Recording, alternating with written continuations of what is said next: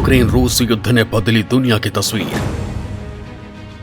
हथियारों की ताकत बनी आज की सबसे बड़ी जरूरत।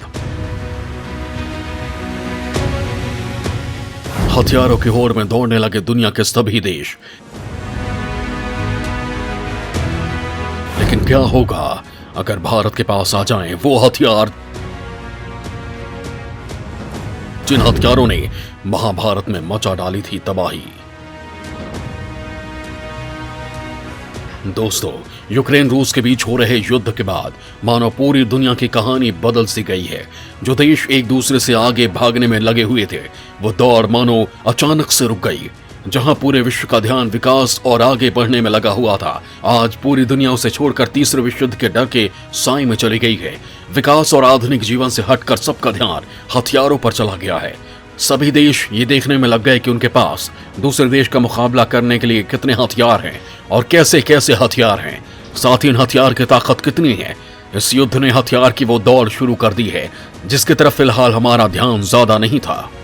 लेकिन दोस्तों, हथियारों की ताकत को लेकर होड़ आज से ही नहीं, सालों से चली आ रही है। भारतीय वेदों में 18 युद्ध कलाओं के बारे में बहुत कुछ लिखा गया है।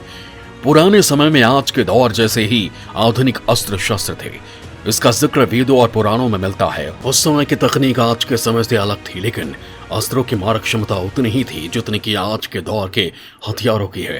हालांकि उस दौर में ये किस तकनीक से चलाए जाते थे, ये एक रिसर्च का विषय है। पुराने दौर में ना आज जैसी तकनीक थी, ना ही हथियार बनाने के लिए मशीनें थी। फिर भी उनके हथियार आज की तरह ही घातक होते थे। लेकिन ये तो तय था कि वो सभी दिव्यास्त्र मंत्रों की शक्ति से ही संचालित होते थे। इसका उदाहरण आप लोग टीवी पर इन दिनों आने वाले रामायण या फिर महाभारत में देख सकते हैं कि कैसे तीर चलाने से पहले मंत्रों का जाप किया जाता था। अब सवाल ये उठता है कि आखिर कैसे? क्या केवल मंत्रों के जाप भर से अपने अस्त्रों को इतना घातक बना दिया जाता था? तो दोस्तों, मंत्रों से चलने वाले अस्त्रों को दिव्यास्त्र कहा जाता है। पुराने समय में दिव्यास्त्र चलाने की विद्या कुछ खास लोगों को ही सिखाई जाती थी। जैसे कर्ण ने ब्रह्मास्त्र चलाने के लिए परशुराम से शिक्षा ली थी। द्रोणाचार्य ने कौरवों सहित 5 पांडवों को शिक्षा दी थी। इसी तरह महाभारत के दौरान भी कई ऐसे हथियारों का इस्तेमाल हुआ था जिसको आज तक कोई नहीं बना पाया। महाभारत में जिन हथियारों का इस्तेमाल हुआ था, वो इतने स्मार्ट थे कि अपने टारगेट को तबाह करने के बाद वापस भी आ जाते थे। दोस्तों, आज हम आप लोगों को एक ऐसे ही अस्त्र के बारे में बताने वाले हैं जो पुराने समय का सबसे घातक हथियार माना जाता था। इस सबसे घातक हथियार का नाम था नारायण अस्त्र। लेकिन इसके साथ यहाँ ये भी बात करेंगे कि अगर आज के युग में भारत के पास नारायण अस्त्र हो तो क्या होगा। परमाणु बम से भी खतरनाक था नारायण अस्त्र। अश्वत्थामा ने महाभारत में किया था इस्तेमाल। नारायण अस्त्र भगवान विष्णु का एक प्रमुख हथियार है। ये अस्त्र भी पशुपतास्त्र की तरह ही खतरनाक है। इस अस्त्र को चलाने के बाद दुनिया में कोई भी शक्ति इसका सामना नहीं कर सकती। इसको रोकने का केवल एक ही उपाय है कि शत्रु अपने अस्त्र शस्त्र छोड़कर नम्रतापूर्वक इसके सामने सर झुका ले और अपना समर्पण कर दे। इस अस्त्र के सामने झुक जाने पर यह नुकसान नहीं पहुंचाता। महाभारत में अश्वत्थामा ने भीम पर नारायण अस्त्र का प्रयोग किया था। यह अस्त्र बहुत ही प्रचंड था। इस अस्त्र में बहुत ज्यादा गर्मी होती है।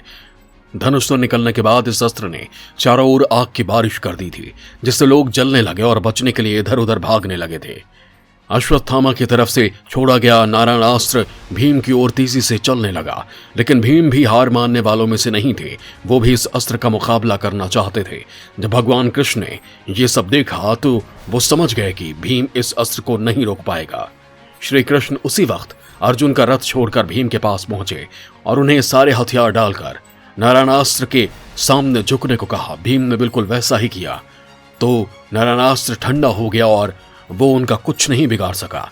नारायण अस्त्र की यही खास बात है कि वो उन्हीं को चोट पहुंचाता है जो उनके सामने हथियार उठाकर इससे मुकाबला करते हैं। इस हथियार की एक खास बात यह है कि इसको केवल एक बार ही प्रयोग किया जा सकता है। अगर दोबारा कोई इस अस्त्र का इस्तेमाल करता है तो उसकी अपनी ही सेना खत्म हो जाएगी। नारायण अस्त्र को पुराणों में सबसे खतरनाक हथियार माना गया है।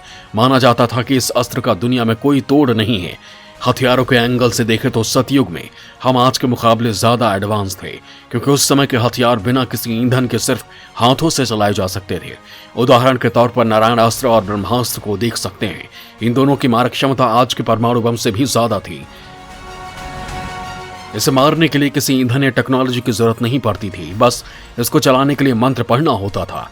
इसे देखकर हम कह सकते हैं कि आज के दौर से ज्यादा एडवांस थे और आज के मुकाबले कहीं ज्यादा ताकतवर भी थे।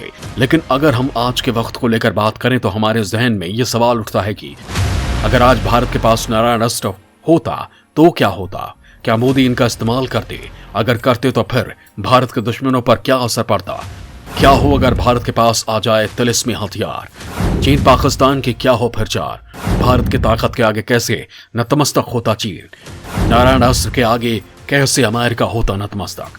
दोस्तों, जैसा कि सब जानते हैं कि चीन और पाकिस्तान भारत के कट्टर दुश्मनों में आते हैं। ये ऐसे दुश्मन हैं जो हर वक्त भारत की बर्बादी ही चाहते हैं। भारत इन दोनों की आंखों में शुरू से चुभता आया है। वहीं आए दिन ये दोनों भारत के लिए मुश्किल खड़ी करते हैं और बार बार युद्ध जैसी स्थिति पैदा कर देते हैं और भारत में शांति भंग करने की कोशिश करते रहते हैं। चीन कभी भारतीय सीमा में घुसपैठ करता रहता है तो पाकिस्तान आतंकवादी भेजकर सैनिकों पर हमला करवाता रहता है। हालांकि भारत इन्हें मुंहतोड़ जवाब भी देता है। भारत के पास इन दोनों देशों का जवाब देने के लिए एक से बढ़कर एक खतरनाक आधुनिक हथियार भी हैं, जिनसे ये दोनों देश अच्छे से वाकिफ हैं। लेकिन कहते हैं ना कि कुत्ते की दुम कितने ही दबा कर रख लोगों कभी सीधी नहीं हो सकती। यही हाल इन दोनों देशों का है। बार बार पटखनी खाने के बाद भी चीन और पाकिस्तान अपनी फितरत से बाज नहीं आते हैं और फिर मात खाने के लिए उसी राह पर चल पड़ते हैं। लेकिन आज हम भारत के आधुनिक हथियारों के बजाय उसके पुरानों के मुताबिक हथियारों की बात करें तो आज भारत की स्थिति क्या होगी? महाभारत काल का शक्तिशाली अस्त्र नारायण अस्त्र आज के युग में भारत के पास हो तो क्या होगा? तो शायद भारत की कहानी कुछ और ही होती। दोस्तों, आज के युग में भारत के पास अगर पुराणों के सबसे ताकतवर अस्त्र नारायण अस्त्र हो तो शायद भारत की कहानी कुछ अलग होती। नारायण अस्त्र की ताकत क्या है ये किसी से छिपी नहीं है। वहीं अगर वो भारत के पास हो तो उसकी ताकत कितनी होगी इसका अंदाजा भी नहीं लगाया जा सकता है। चीन और पाकिस्तान जैसे देश भारत को आंख उठाकर देखने की हिम्मत भी नहीं करते। इसके साथ ही विश्व के दूसरे देश भी भारत के आगे झुकते ही नजर आएंगे। आज के युग में परमाणु की शक्ति के आधार पर ही एक देश एक दूसरे को डराते रहते हैं और परमाणु ताकत के बलबूते शक्तिशाली देश कमजोर देशों पर कब्जा करने की हिम्मत करते रहते हैं। वहीं भारतीय पुराणों के ये अस्त्र शस्त्र हाइड्रोजन बम से भी ज्यादा घातक थे। इनकी मारक क्षमता इतनी आक्रामक थी कि एक ही बार में पूरी पृथ्वी पर प्रलय आ सकती थी। अगर आज भारत के पास इतनी ताकत आ जाए तो शक्तिशाली से भी शक्तिशाली देश की हिम्मत नहीं होती वो भारत से पंगा ले सके, क्योंकि वो भारत की ताकत को जानते। चीन जो आए दिन सीमा पर घुसपैठ करता है, भारत के इलाकों पर कब्जा करने की सोचता है या उसे बार बार परेशान करता है, वो शायद भारत से कोसों दूर रहता है। वही पाकिस्तान जो बार बार भारत में आतंकी घटनाओं को अंजाम देने की कोशिश करता है, वो भारत की तरफ देखना ही बंद कर देता। नारायण अस्त्र की ताकत के आगे अमेरिका जैसी ताकत भी ढेर होती नजर आती। अमेरिका दोगला चेहरा हमेशा भारत के लिए परेशानी खड़ा करता आया है, लेकिन ऐसी ताकत के आगे अमेरिका भी शायद कभी भारत के खिलाफ कुछ भी बोलने से पहले सोचता या फिर उसके खिलाफ कोई भी साजिश रचने की हिम्मत नहीं करता। भारत के दुश्मन देश जो उसे बांटने या कब्जा करने के बारे में सोचते हैं, उनकी कभी हिम्मत नहीं होती कि वो भारत को आंख उठाकर देख लें। भारत के आगे पूरी दुनिया नतमस्तक होती और वो पूरे विश्व का सम्राट होता। फिलहाल वर्तमान के हालात के मुताबिक भी भारत नारायण अस्त्र के बिना भी काफी ताकत रखता है। भारत अपने ऊपर आई हर मुसीबत का डटकर सामना करता है और अपने दुश्मनों के छक्के छुड़ा देता है। बात चाहे पाकिस्तान की हो या चीन की, आज भी भारत इतनी ताकत रखता है कि ये दोनों देश भारत के पास मदद के लिए आते हैं, लेकिन भारत कभी भी मदद के लिए इनके पास नहीं जाता है।